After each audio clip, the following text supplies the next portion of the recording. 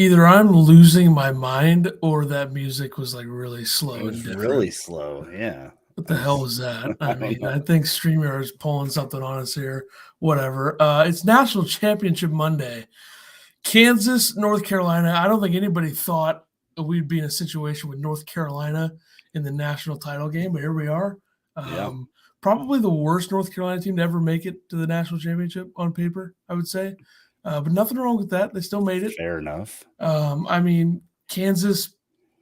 We'll start with Nova, Kansas Final Four game. I think we need to talk about that. I mean, I think Villanova dug themselves too big of a hole early and really just killed them because, I mean, Kansas, are they ever going to shoot that well again? Like, they made I everything. don't know. It was unreal. They It made was everything. unreal. Yeah. 13 for 24 from three, which is pretty good as a team, I would say. Agbaji started 6 for 6. Yeah. And, I mean, Kansas just controlled the game from start to finish. Villanova got it pretty close there for a while, and then they just couldn't kind of get it to within like 4. I think they got it to 6 Yeah. midway through the second, and then they fell apart because then Bill Self calls a timeout. Christian Brown decides to actually make a couple shots, and it was history. I mean, Nova just if Justin Moore was playing, I still don't think they win. I just think that they didn't have the depth or the interior presence that Kansas had because Kansas is a team, unlike the other teams that Villanova played, that knows how to get the ball inside to McCormick. And they did that. And as inconsistent as he's been, he was very good in that game. Yeah, he was great in this game. 25 points, 10 for 12. Almost perfect from the free throw line. Yeah, Villanova just didn't have an answer. Colin Gillespie had a good game. Not good enough for what we thought for Villanova to have a chance to win. But yeah, Kansas was just far and above better. Yeah, I think Kansas shot 53% from the field, 54% from three, 77% from the line. That's probably not a line you're going to see very often in the Final Four. But I mean, Villanova just a lot of those threes that Kansas made were open too. So I don't think North Carolina's going to give them that. I think that Villanova was kind of a little out of sorts defensively. They kind of swarmed to the shooters, and it just didn't. They just couldn't cover all the bases with that. They were worried about McCormick inside, obviously, so they didn't have the perimeter defense that they probably wanted or expected to have, and they kind of. I assume they wanted to make Agbaji see what he's going to do early, and he decided, okay, I'll just make everything. So yeah, and he did what he should do. So yeah, one encouraging thing when a guy starts like that, it makes it tough to come back from. One encouraging thing I think for Kansas is the fact that Remy Martin was not good in this game and they still dominated. Yeah. I think that he's kind of been an X factor guy for them in the tournament. You look at the first 3 games of the tournament, he was their best player. And now he wasn't good against Villanova, yet they still rolled. So I think that's encouraging. Villanova only had 3 guys in double figures. Gillespie 17, Slater, who they pretty much gave the old DeMonte Williams treatment to. Just go ahead and take whatever shot you want. He had 16, and then Caleb Daniels had 13. So Jermaine Samuels, not much of a factor. I believe he had 9 points. Villanova just struggled. One thing that they could take away from this game is the fact that they have the highest free throw percentage of all time now as a team. So they got that going. That's good. They could take that away if they want. I mean, I think deep down they probably knew they weren't going to have much of a chance in this game if they started the way they did.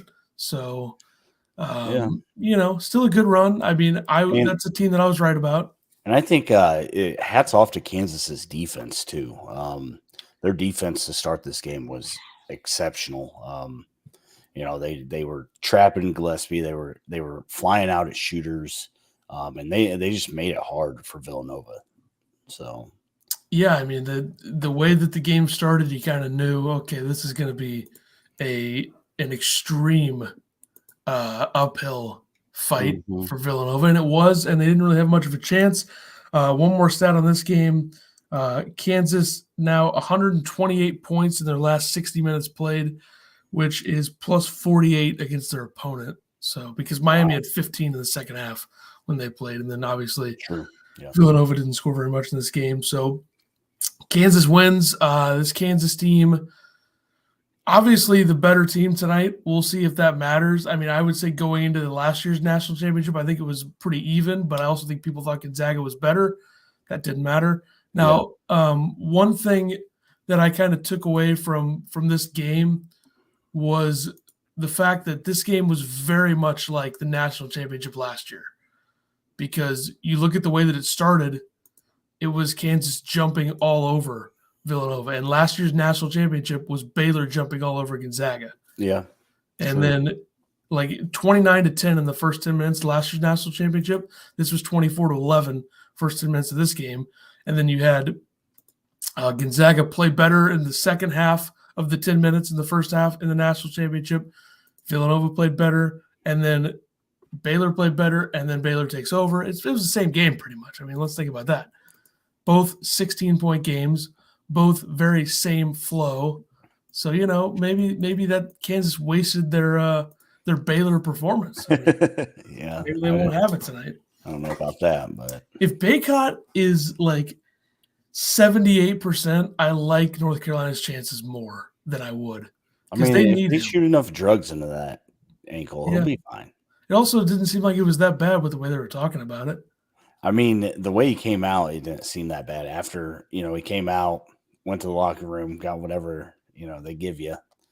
And he seemed fine. Yeah. So I don't know what, after the game, when he was back in the hotel room, how it probably felt, but, Well, the main thing on Saturday night was Duke, North Carolina. Game absolutely lived up to it. And, I mean, pretty much to the point where nobody even remembers the Villanova-Kansas game happened. So true. Yeah. Obviously, if you listen to the show, you know that I did not want Duke to win under any circumstances. So I'm very thrilled about that. Coach K is done. Thankfully, the reign of terror is over. And it was great. North Carolina they went down 7. It was 41-34. Then they instantly answered with a 10-0 run. And then I'm thinking, okay, maybe they have a chance. Then it goes back and forth for a while. And then Duke can't make free throws. And, of course, Coach K suddenly pointing out, we can't blame Mark Williams for missing the free throws, but I'm going to bring up the fact that he missed the free throws about 40 times in my press conference. So they made sure to do that, as is tradition with him. I think one big – shot 2. I mean, geez. Yeah, but, he missed 2 big ones when it was they were down 1, missed them both. And I think Coach K wanted to subtly bring that up to act like he's not blaming him, but he's pretty much blaming him. So, right. Also, this whole thing – let me just say this before we get into the game. How the hell does Coach K's grandson get an academic award and everybody's clapping and recognizing that? Like, how is he sober enough to go through classes? How? This is a guy who had a DUI in November with Paolo Banchero in the car. Yeah, if that isn't nepotism or whatever, I don't know what the hell is. Because, what is that?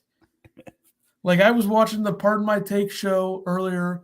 Whenever the part where they were Big Cat and all those guys were drunk after the game, they all wanted North Carolina to win, obviously. And then there's a couple Duke guys with them who work for Barstool who were with them during the podcast. And Big Cat said it best. He said, was he sober enough to accept it? I mean, what is that? How the hell does he get an award? And I don't give an F what his GPA is. That's just BS. And it's dumb. And it's the most Coach K thing ever. What a loser this guy is. I'm so glad he's gone. Anyway, one key stat in this game, North Carolina 10 for 26 from 3, Duke 5 for 22. And you know what?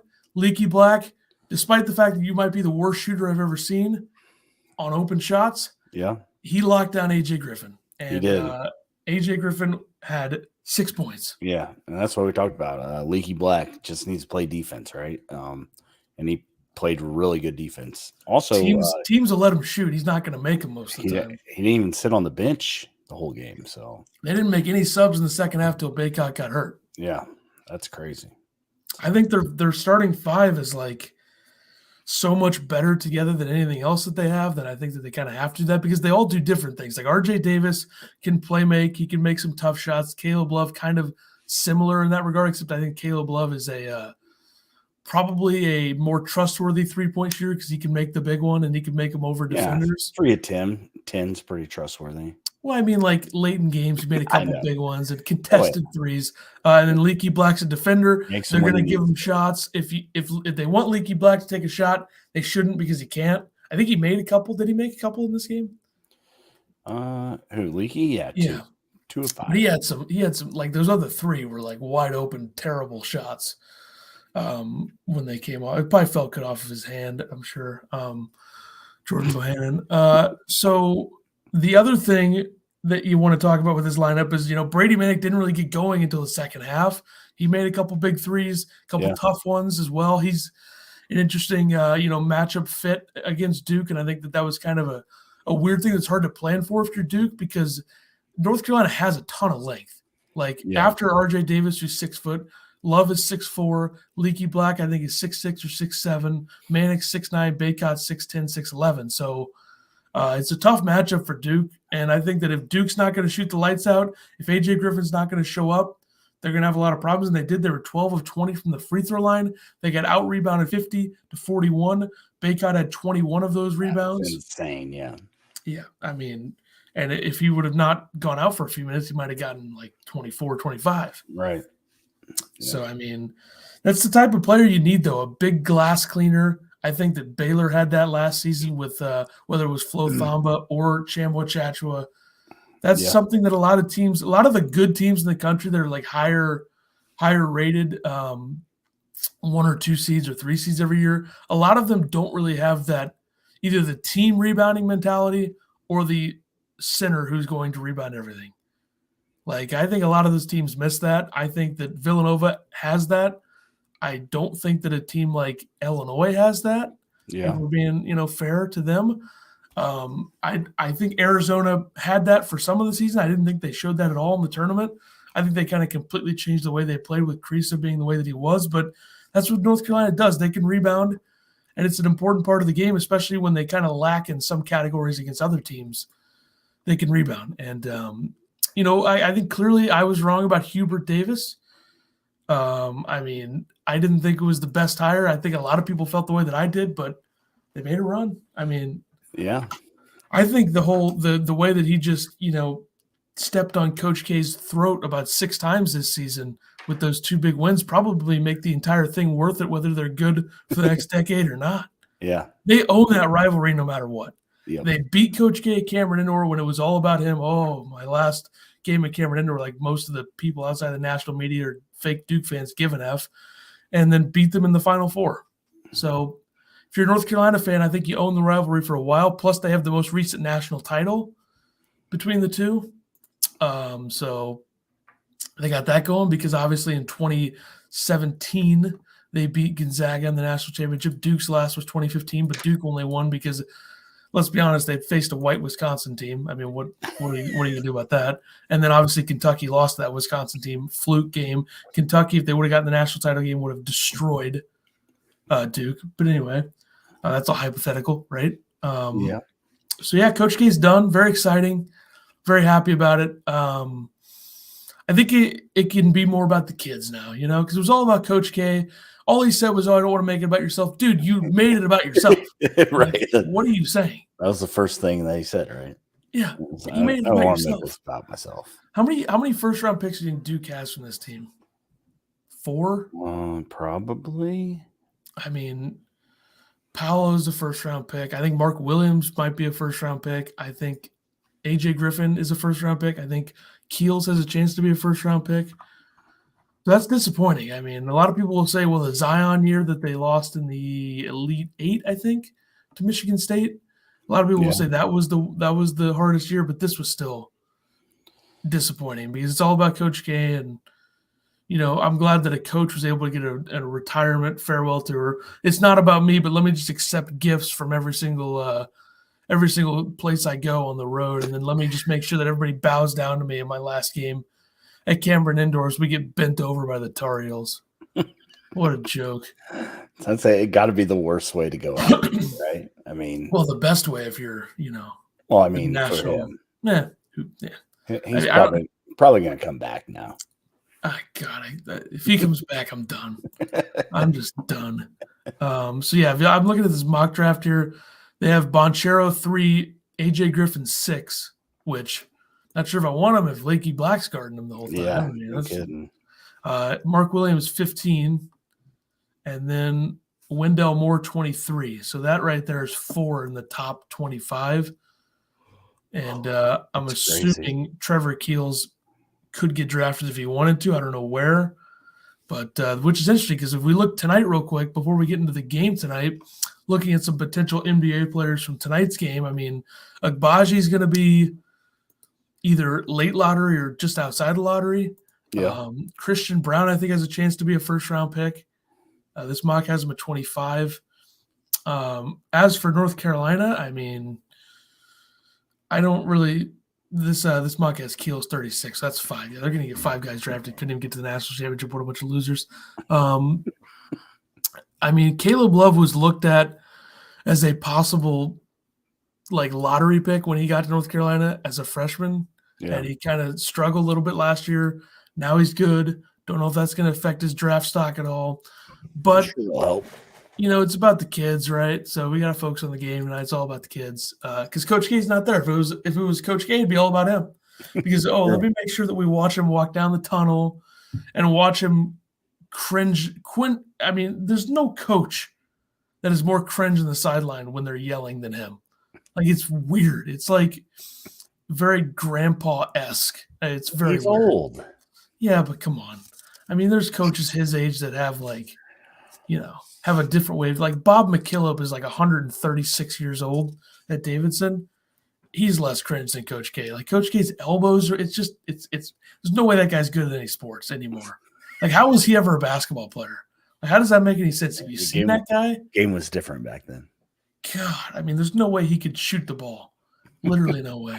Unless maybe he was so good that it's just like he can't even move his elbows now in a proper way because he was so good back then. But all right, this national championship ratings wise, how do you think it's going to do? I think it should be a good game. You know, blue blood central for you know, people that love that. I think it'll be all right, ratings wise. I think that I hope it's a good game. That's all that matters, right? That's all we want. It's a good game. I think that's fair, yeah. You know, I assume Leaky Black's going to have Agbaji to guard, so that should be a fun matchup. And like you said, if Baycott's good, him and McCormick are going to be fun to watch down low. So I think this has a good potential to be really good. If you kind of look at numbers, both teams are highly relying on their starters now. So, you know, you get this late, you can't trust anybody, I guess. So you just throw the guys out there that play, you know, get them in there 40 minutes plus. So, well, you got like the 2 fastest teams left right now in terms of tempo. Yeah. Kansas 65th, which is pretty high rated because there's a lot of mid-major schools that are not good, but they just go up and down the floor. And North Carolina is 40th in that. So should be a high-paced game. Let me look at some of the past ratings because I think that last year's game, as big as it was between the best 2 teams, I don't think the ratings were that good. Let me just check. Yeah, North Carolina has a huge fan base all over the country, and I believe Kansas probably has one of the bigger ones too. So that's got to help. I mean, last year's rating, well, let's just put it this way. Last year's rating was 9.4 for the national championship, 17 million viewers. To put that into perspective, it did better than Villanova, Michigan in 2018, but Virginia, Texas Tech had 19.6 million viewers. But the last national championship that North Carolina was in, I think that some of the things that factor into this is that North Carolina is an 8 seed. I don't think people would, which is dumb, but I don't think people are as likely to watch if they're a non-basketball fan. Yeah. If North Carolina is a 1 or a 2, they're going to watch. But it's still North Carolina. Yeah, I mean, but I just think that people look at it differently. You can't say, oh, North Carolina is an 8 seed. They've literally won the most national titles in the nation. So Cinderella. Yeah, the Cinderella. The slipper still fits. 23 million was the last time that they were in it. So just blew it out of the water. Now, before that, you look at White Wisconsin versus Duke, 28 million. Pretty good. UConn, Kentucky, 21 million, which is not great. The last one that was pretty bad, I would say, is going to be, I mean, there was huge numbers back in the day. 1997, 28 mil between Arizona and Kentucky. How much do you think the Bird Magic 79 game got, viewers-wise? 21 million. 35. Nice try. I think that's the highest rated of all time. Wow. And then second, I think, is the NC State Houston 1983. But anyway, real quick, to give you an Illinois flavor, 2005, what do you think the viewers were for that? 29 million. 23.8. How am I supposed to know these? I'm giving you kind of a baseline saying, hey, Wisconsin, Duke got 28, that type of deal. Now, I'm very curious to see if tonight's game does better than last year's. I would think that it would, because last year's was a bubble situation, not a big crowd. This is the Final Four's back. It would be pretty cool to be in New Orleans right now if you're a basketball fan. Do you like that they play in football stadiums? I think I've kind of gotten used to it. I think it's kind of unique to the point where it's not like that at all until you get to the Final Four for the most part. Yeah. So it's kind of – now I don't like the fact that a player could slip and then fall 100 stories down to the ground pretty much. Why on earth would you raise the court? Yeah, I don't know. I mean, it's unique though. That's the cool thing about it. Yeah, it's unique. It also reminds me of – I busted his skull open. Very unique. We're back to normalcy, because if a player can get foul, slip, fall off the floor, I mean, that's what it's all about, right? Okay, yeah, so, that's what we're looking for. Okay. I think it'll do better than last year's, though. Last year's 17 mil, that's beatable. Okay, that's beatable. Yeah. Kansas is also in it, so I think that's significant. Yeah. Because they are a big-time, program of sorts. So it should do better. The last national title game that Kansas was in was 2012 when they lost to Kentucky. That was 20.8 million on that one, but that was also Kentucky, Kansas. This is North Carolina, Kansas. It's similar, but it's not similar. Now, one interesting thing is that the Duke name probably carries more cachet than any team ratings-wise, because 23.9 million against Butler is a pretty big deal, which Butler was a total flash in the pan team because Brad Stevens' records at the end of his tenure there stunk. Yeah. And now they got Thad Matta. So how about that? It's interesting, the fact that he would come out of retirement to coach Butler, but well, I mean, there's a lot of big names at Butler now, or a lot of big names in the Big East coaching. Did he used to coach at Butler? Yeah, I think he was an assistant there for 4 seasons. Then he was a head coach for 1 season. Then left for Xavier, and then Ohio State, and then retired at 50 for some reason. So he's back. So he's still young enough, right? He's not that. He's only like 8 years older than Shaheen Holloway. So, wow, which is weird to think about because he looks like 100 years older. But anyway, tonight's game. All right, here we go. My thing for Kansas. Can they shoot like they did against Villanova? Not exactly like it, but no shot. Close, like 45-45. Yeah.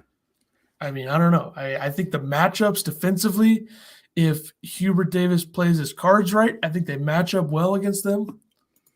But you look at the lineups, and obviously Remy Martin's going to play a lot, but just looking at it from a lineups perspective, DeJuan Harris, Christian Brown, Ochai Agbaji, Jalen Wilson, David McCormick, starting 5 for Kansas. Now, the matchups against those guys for North Carolina, I would say RJ Davis against DeJuan Harris is the play. I would say you go Caleb Love against Christian Brown, Leaky Black against Ochai Agbaji. You go Manick against Wilson, and then McCormick against Bacot. I think those match up well for both teams. I think especially for North Carolina on the defensive end, they have the size to match up with them. I don't think that Villanova had all of that. Yeah. Even though Villanova was able to mask it for a lot of the tournament against guys like, Dickinson and what they had at Houston or the other teams that they played. So I think that North Carolina can match up against them well.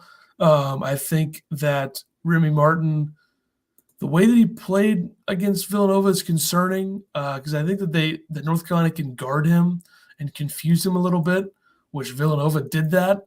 Yeah. So that's the big thing for Kansas. Can they shoot the way they did? They're 6th in adjusted offensive efficiency, 17th in defensive efficiency. They hold the advantage in both of those categories. But I think you throw it all out the window when you see the way North Carolina's been playing.